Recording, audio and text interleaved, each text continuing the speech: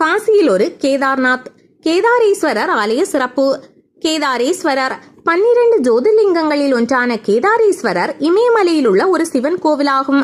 காசி கண்டத்தின் கூற்றுப்படி உஜ்ஜயினியில் வசிஷ்டர் என்ற தனது மகனின் உபநயனம் விழாவை ஒரு பெரியவர் செய்தார். சிறுவன் வசிஷ்டர் மிகவும் ஆன்மீக பற்று கொண்டவர் மற்றும் லிங்க பூஜை உட்பட அனைத்து பூஜைகளையும் செய்தார்.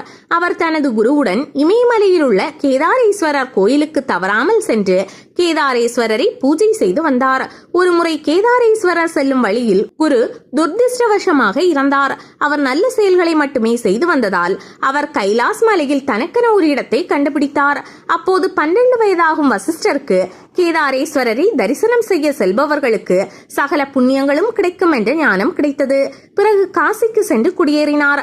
ஆனால் அனைத்து சைத்திர மாத பூர்ணிமா நாட்களிலும் வசிஷ்டர் இமயமலையில் உள்ள கேதாரேஸ்வரர் லிங்கத்தை தரிசிப்பது வழக்கம். இது 61 ஆண்டுகள் நீடித்தது. ஆனால் வயது முதிர்வு காரணமாக வெளியில் செல்ல முடியாமல் காசியில் சிவனை வழிபடத் தொடங்கினார்.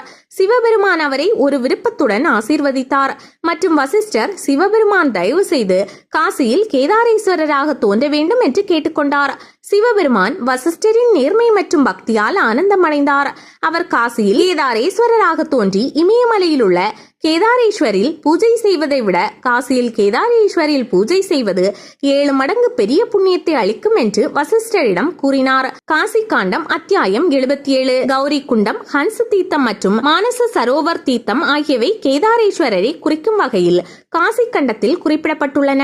ஆனால் இப்போது கௌரி குண்டம் மட்டுமே உள்ளது. மானசரோவர் மற்றும் ஹன்ஸ் தீர்த்தம் வறண்டுவிட்டது.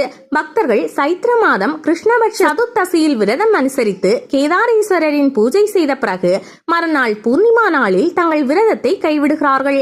இது காசி கண்டத்தில் கூறப்பட்டுள்ளது. அங்கு வசிஷ்டர் கேதாரேஸ்வரரை சைத்திர பூர்ணிமா நாட்களில் பிரார்த்தனை செய்தார். லிங்க புராணத்தின்படி இந்த லிங்கத்தின் தீவிர பக்தர்கள் கடவுளுக்கு சமமானவர்களாக மாறுவார்கள்.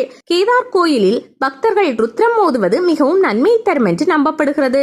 காசி மாநகரம் ஓம்கார கண்டம், விஸ்வேஸ்வர கண்டம் மற்றும் கேதார கண்டம் என 3 கண்டங்களாக பிரிக்கப்பட்டுள்ளது. காசியில் இறந்தவர் முக்தி அடைவார் என்பது நம்பிக்கை. ஒருபடி மேலே சென்று கேதார் கண்டத்தில் உள்ள பகுதியில் ஒருவர் இறந்தால் அவர் உடனடியாக முக்தி பெறுகிறார். அகில இந்திய அடிப்படையில் 12 ஜோதிர்லிங்கங்கள் உள்ளன மற்றும் காசியில் 12 முக்கியமான சிவலிங்கங்கள் உள்ளன. அவை மேற்கூறிய 12 ஜோதிர்லிங்கங்களை குறிக்கின்றன. கேதாரேஸ்வரர் வாரணாசி. கேதாரேஸ்வரர் ஜோதிர்லிங்கம் உத்தரகாண்ட் என்று வணங்கப்படும் ஒரு சக்தி வாய்ந்த லிங்கம். கோவிலின் இடம். கேதாரேஸ்வரர் கோவில் கேதார்காட் என்ற இடத்தில் அமைந்துள்ளது.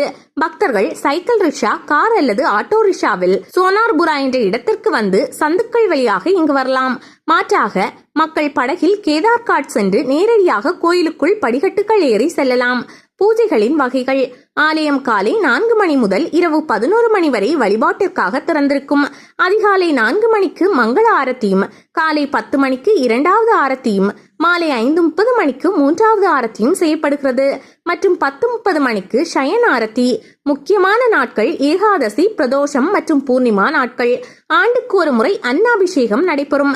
இந்த சடங்கில் சிவலிங்கம் சாதத்தால் மூடப்பட்டிருக்கும். ஒவ்வொரு திங்கட்கிழமையும் கங்கையில் ஸ்நானம் செய்வதும் கேதாரேஸ்வரருக்கு பூஜை அபிஷேகம் செய்வதும் மிகவும் மங்களகரமானது. சிரவண மாதத்தின் திங்கட்கிழமைகளிலும் மிக முக்கியமாக அந்த மாதத்தின் கடைசி திங்கட்கிழமையிலும் பூஜைகளுக்கு அதிக முக்கியத்துவம் கொடுக்கப்படுகிறது.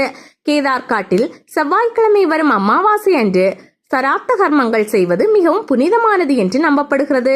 இக்கோயிலில் நடைபெறும் பூஜைகளை தமிழகத்தை சேர்ந்த குமாரசாமி மடம் செய்து வருகிறது. விசேஷ பூஜை முதலியன செய்வதற்கு முன் பூஜாரியிடம் ஆலோசனை பெறுவது நல்லது.